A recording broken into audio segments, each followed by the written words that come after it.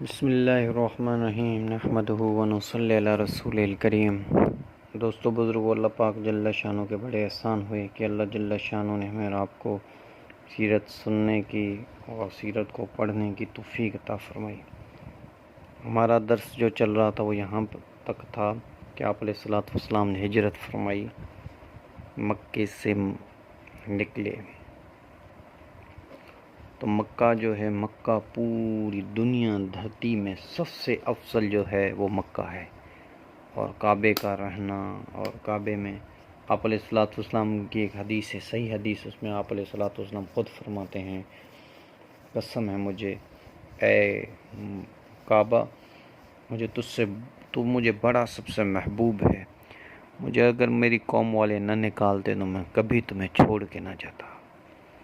حضور کو بڑا دکھ تھا مکے کو چھوڑنے کا۔ اللہ جل شانہ کے حکم سے اور کافروں کے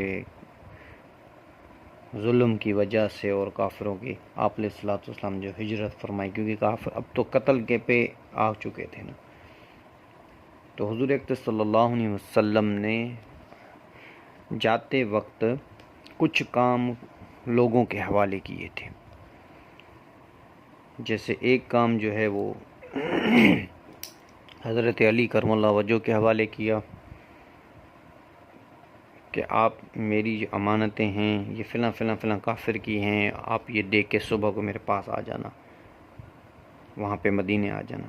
ایک تو یہ، دوسرا آپ علیہ الصلوۃ والسلام اپنے بسترے پر حضرت علی کرم اللہ وجہ کو سلا کے گئے تاکہ ہمیں کچھ ٹائم مل جائے، کافروں کو اس میں الجھا کے ہمیں کچھ ٹائم مل جائے تو ہم آگے تک پہنچ جائیں۔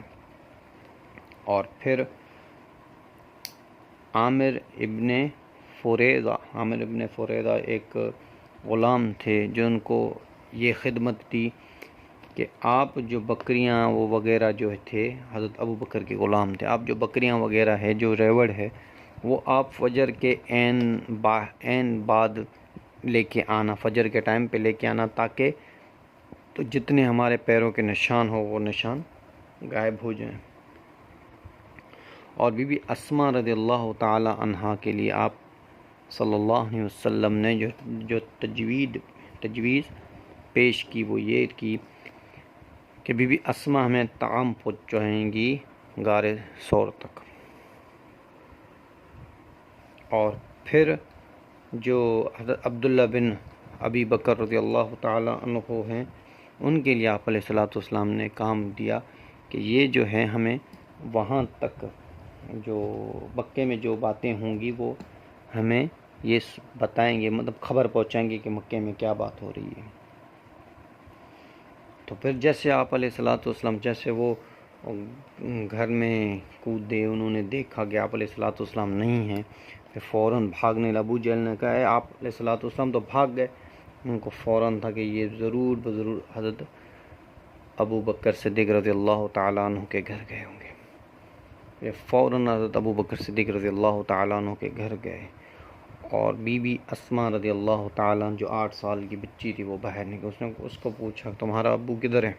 این ابی کے، تمہارا باپ کدھر گیا؟ اس نے کہا کہ مجھے پتہ نہیں۔ تو ابو جہل نے بی بی اسماء رضی اللہ تعالیٰ عنہ کھینچ کے زور سے تھپڑ مارا، اور کتاب اتنا لکھتے ہیں علماء کرام سے سنا ہے کہ دائیں طرف مارا تو بائیں کان کی جو بالی تھی نا وہ بھی نکل گئی تھی، اتنی زور سے مارا، پر وہ بڑی بہادر تھی اور اس نے برداشت کیا۔ آپ اور میں سوچیں کہ 8 سال کی بچی، پر اس نے راز نبوت نہیں کھولا۔ تو یہ سارے جو تجویدیں آپ علیہ الصلوۃ والسلام نے بنائی تھی نا، تو اسی لیے کہتے ہیں کہ بھئی سنت زندگی جو ہے سب سے زیادہ قیمتی ہے۔ اور پھر آپ صلی اللہ علیہ وسلم 3 راتیں غار ثور میں رہے۔ مولانا قاسمی نانوتوی رحمۃ اللہ علیہ کا ایک قصہ آتا ہے کہ مولانا قاسمی رحمۃ اللہ علیہ بھی جب انگریز نے ان کو کسی بات پہ فتویٰ لگایا، پھر فتویٰ کے بعد انگریز نے ان کو سزائے موت کا حکم سنا دیا، پھر کسی بتانے والے نے آ کے بتایا کہ انگریز نے آپ پر سزائے موت کا خود لگا دیا ہے، تو آپ چھپ جاؤ۔ تو وہ مولانا قاسم رانوی رحمۃ اللہ علیہ جو تھے چھپ گئے کئی دن، 3 دن کے بعد انہوں نے دیکھا تو وہ پھر مسجد میں نماز پڑھ رہے تھے۔ انہوں نے دیکھا کہ بھئی یہ کیا ہے، تم نماز کیسے پڑھ رہے ہو؟ تو آپ کو اگر نماز ہی پڑھنی تھی 3 دن کے بعد نکلنا ہی تھا تو آپ چھپے کیوں؟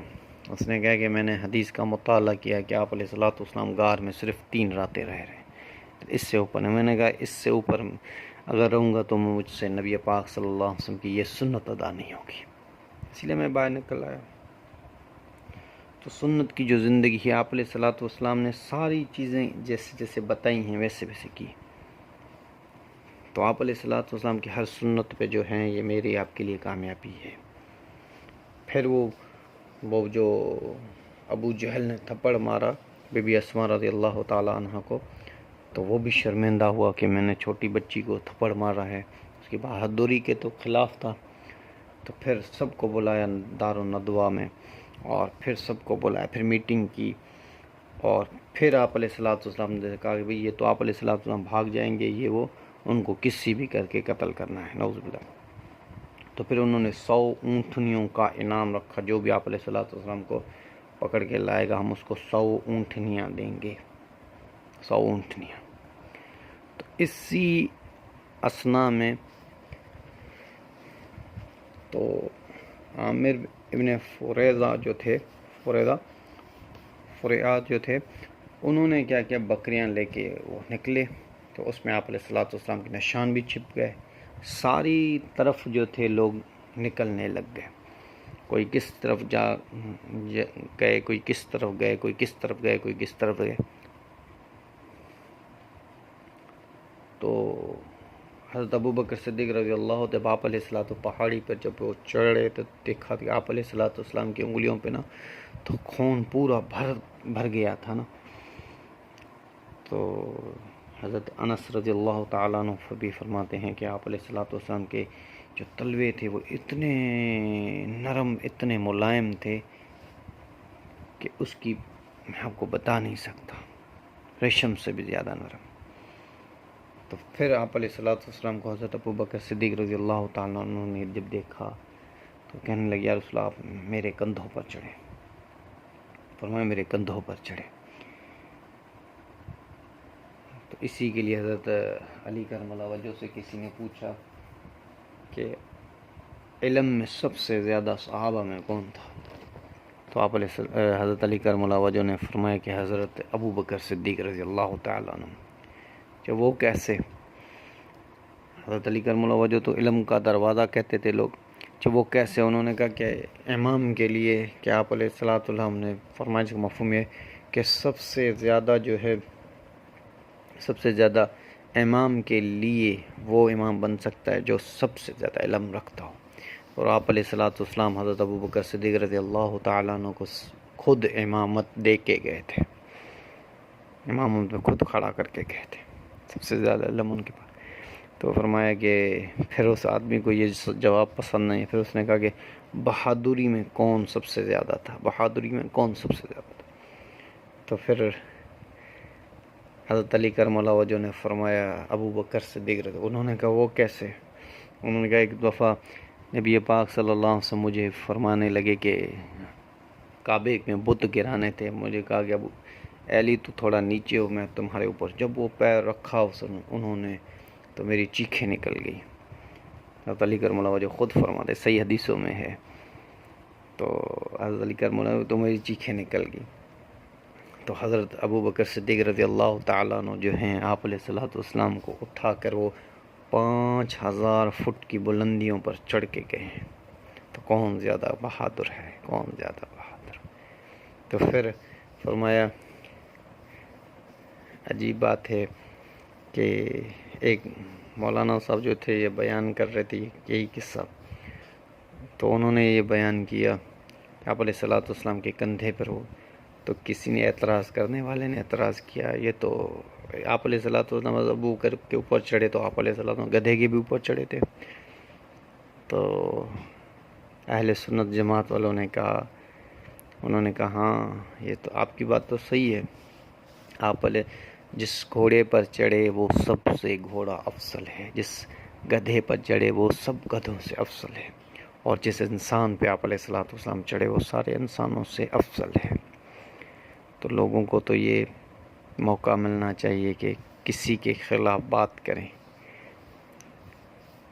تو آپ علیہ الصلوۃ والسلام کو جب انہوں نے اتنی اوپر چڑھا کر پھر آپ علیہ الصلوۃ والسلام کو کہا، یا رسول اللہ آپ یہاں پہ رکیں، آپ اندر نہ جائیں غار میں جاتا ہوں غار میں، پہلے غار کی صفائی کو، کتنے سالوں سے یہ غار بند ہے کوئی پتہ نہیں۔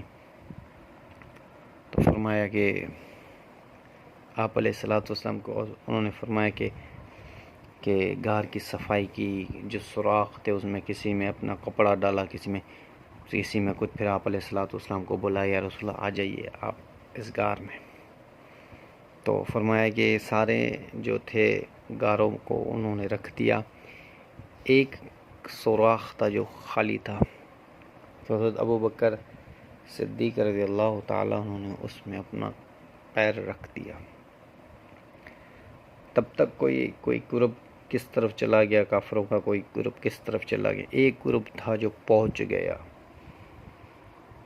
ویسے یہ روایتوں پہ تو ہمیں ملتا ہے، پر کسی صحیح روایت میں یہ بات نہیں ملتی کہ اللہ نے مکڑی کے جالے کو حکم کیا کہ مکڑی کا جالا بنا دو، پھر کبوتر کو حکم دیا جاؤ اپنے گھونسلہ بناؤ، انڈے رکھو۔ یہ روایتوں میں پر کسی صحیح حدیث میں ہمیں یہ بات نہیں ملتی۔ ممکن ہے اللہ جل شانہ کسی سے بھی کام لے سکتے ہیں، ممکن ہے ایسا ہو سکتا ہے، پر یہ بالکل صحیح حدیث میں آتا ہے، بخاری میں ہے، صحیح مسلم میں ہے کہ وہ دروازے تک پہنچ گئے، غار تک پہنچ گئے۔ کسی علماء نے اس کے دو مطلب نکالے، ایک یہ کہ وہ پہاڑ کے اوپر چڑھے تھے، غار کے دروازے کے اوپر نہیں، پہاڑ کے اوپر چڑھے تھے، تو وہاں سے جو دراڑیں تھیں نا، ان دراڑوں پہ ان کے پیر تھے، انہوں نے کہا اگر وہ اپنے پیروں کے نیچے بھی دیکھتے پھر بھی ہم ان کو نظر آ جاتے۔ کچھ کہتے ہیں کہ نہیں، یہ دروازے کے پاس ہی تھے، پر تھوڑا دروازہ جو نیچے تھا تھوڑا یہ اوپر کی پہاڑی کی طرف تھا، تو وہاں سے ان کے قدم نظر آ رہے تھے، ممکن ہے۔ تو حضرت ابو بکر صدیق رضی اللہ تعالیٰ عنہ نے کہا یا رسول اللہ یہ تو پہنچ گئے۔ آپ نے فرمایا ابو بکر تیرا کیا گمان ہے اس دو کے بارے میں جس کے ساتھ تیسرا اللہ ہو؟ اس کا مفہوم یہ ہے۔ تو حضرت موسیٰ علیہ السلام کی جو قوم تھی انہوں نے فوراً کہا اے موسیٰ تو نے تو ہمیں مروا ڈالا۔ تو اللہ جل شانہ نے موسیٰ علیہ السلام فوراً فرمایا میرا رب میرے ساتھ ہے، اور یہاں فرما رہے ہیں کہ اے ابو بکر غم نہ کر، اے ابو بکر ہمارا اللہ ہمارے ساتھ ہے، ہمارا اللہ ہمارے ساتھ ہے۔ تو میرے بھائیو دوستو بزرگو، آگے بھی انشاءاللہ اس سیرت کے موضوع کی بات چلتی رہے گی۔ سب سے اس سیرت کو بیان کرنے کا، اس سیرت کو لوگوں تک پہنچانے کا یہی مقصد ہے میرا، آپ کا، ہم خود سنیں، دوسروں کو بھی بتائیں سیرت کو، تاکہ ہمارے نبی کی زندگی جو ہے وہ عام ہو جائے۔ آج ہمارے بچوں کو تو ہر کسی کا پتہ ہے، اپنے نبی کا پتہ نہیں ہے، ہمارے نبی کی زندگی کا پتہ نہیں، ہمارے نبی کی سنت کا پتہ نہیں۔ تو سارے ساتھی ارادہ کرتے ہیں کہ ہم اپنے نبی کی سنت کو عام کریں گے انشاءاللہ۔ وما علینا الا البلاغ۔